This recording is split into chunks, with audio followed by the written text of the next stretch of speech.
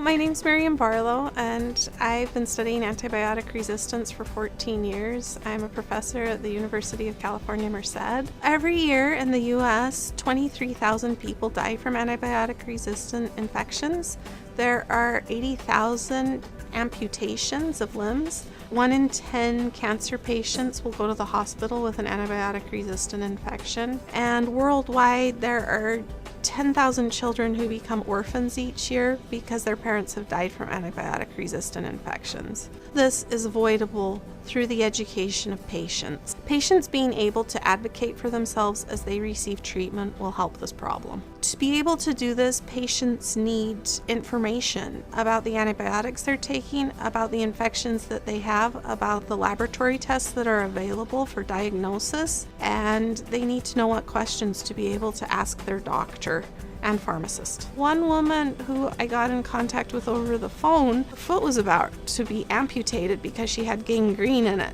The doctor had given her an antibiotic for that and it wasn't working. Well, the antibiotic that she was being treated with would have made sense 50 or 80 years ago, but obviously the infection wasn't responding to it, so she needed a stronger antibiotic. And so we discussed some different options that were there. She called her doctor back, and within 2 days, her foot was well enough that she was no longer at risk for amputation. The populations that are most strongly affected by it are the elderly, the very young, children under 3, and athletes, because they get a lot of abrasions and injuries. The reason this is a serious problem is because there are infections that are really difficult to treat. Patients need to become a part of understanding what the best is, and they need to be part of the process of deciding what the best course of treatment is. With the help of my students, we have started Project Protect. We would like to be able to make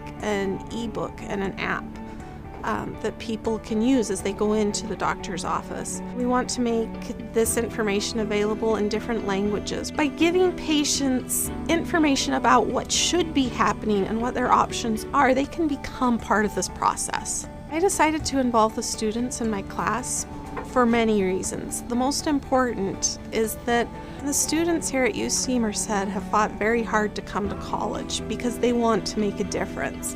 And so by involving them in community outreach, they can use their education immediately to start making a difference. Antibiotic resistance is a real problem that we can help resolve through education. Help us spread awareness, beginning with our small community.